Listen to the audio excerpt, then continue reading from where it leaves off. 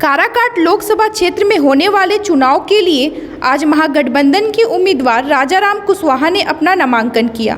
राजाराम कुशवाहा ने सासाराम कलेक्ट्रेट में जिलाधिकारी के समक्ष अपना नामांकन भरा।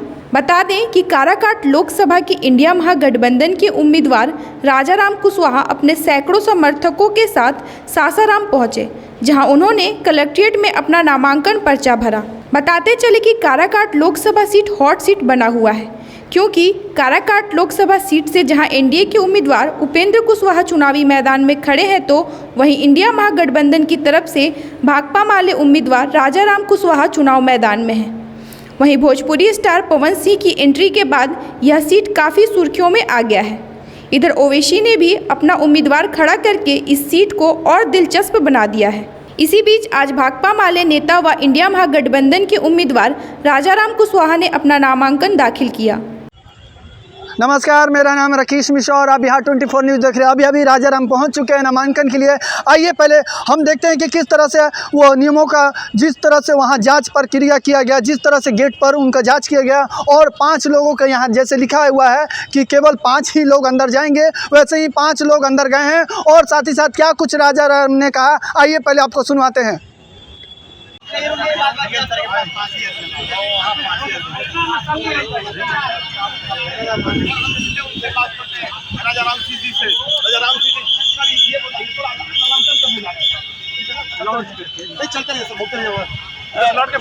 नामांकन सर करने जा रहे हैं सर।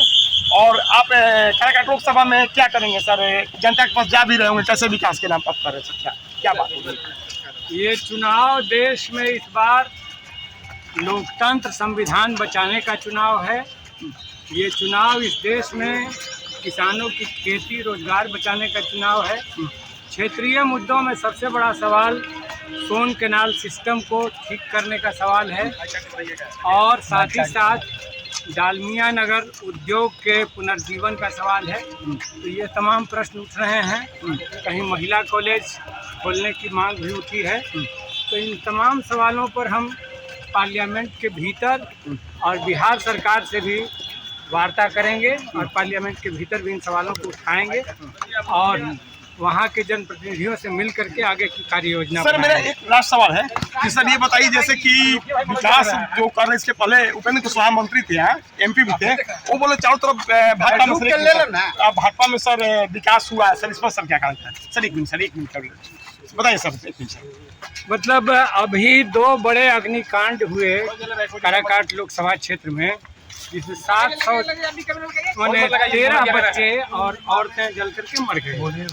वहाँ न नल जल योजना है, न उज्ज्वला योजना का गैस सिलेंडर है और न ही पक्का मकान है। तो क्या विकास हुआ है वो तो साफ दिख गया।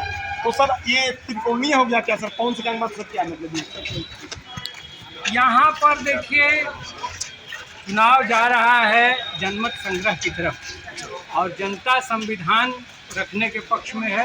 संविधान में धर्मनिरपेक्षता और समाजवाद रखने के पक्ष में है। क्योंकि देश में संविधान लोकतंत्र का सवाल है और देश की जनता इस बार संविधान को किसी भी कीमत पर ख़त्म करने के पक्ष में नहीं है।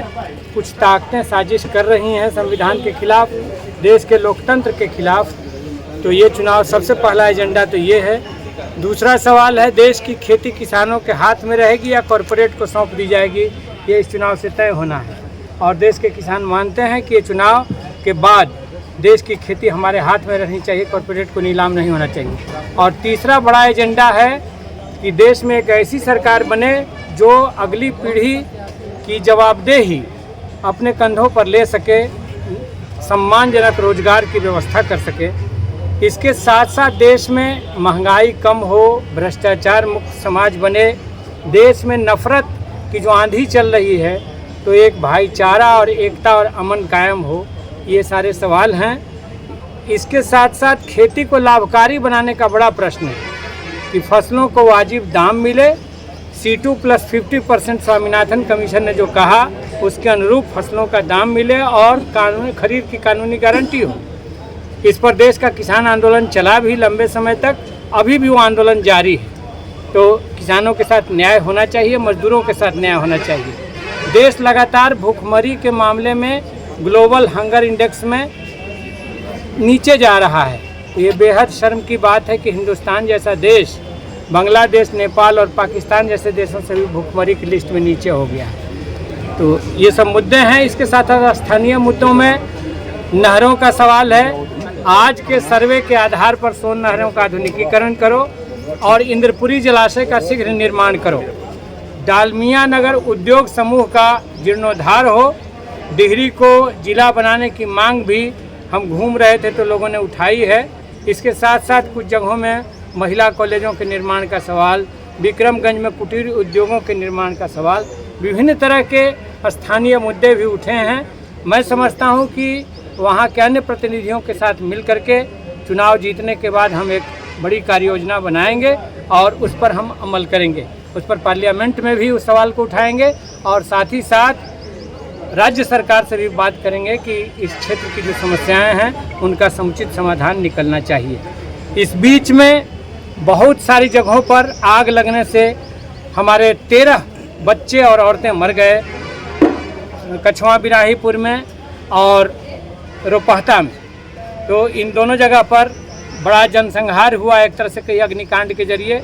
और उसमें सबसे बड़ी बात यह है कि प्रधानमंत्री लगातार बोलते हैं कि हमने हर घर को नल जल दे दिया, पक्का मकान बना दिया, गैस सिलेंडर दे दिया, लेकिन इन घरों में कहीं तो गैस सिलेंडर नहीं था, नल जल नहीं था, उनके घर पक्के के घर नहीं थे।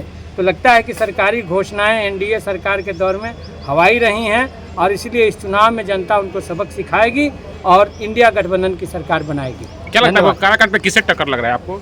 काराकाट में कोई टक्कर नहीं है। काराकाट का चुनाव जनमत संग्रह की तरफ बढ़ रहा है कि देश में संविधान चाहिए, लोकतंत्र चाहिए, देश की खेती किसानों के हाथ में चाहिए और अगली पीढ़ी को, नौजवानों को, लड़के लड़कियों को सम्मानजनक रोजगार मिलना चाहिए। निर्दलीय प्रत्याशी पवन सिंह के बारे में आपकी क्या ख्याल है? हर को चुनाव लड़ने का अधिकार है, कलाकार हो, किसान हो, मजदूर हो, कोई हो, उनको लड़ने का अधिकार है। नॉमिनेशन किया है, क्या अपील करना चाहेंगे?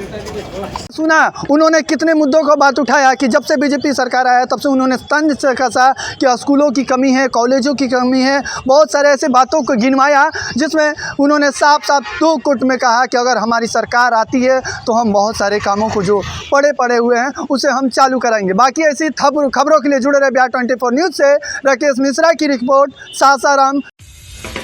आप देख रहे हैं बिहार 24 न्यूज़।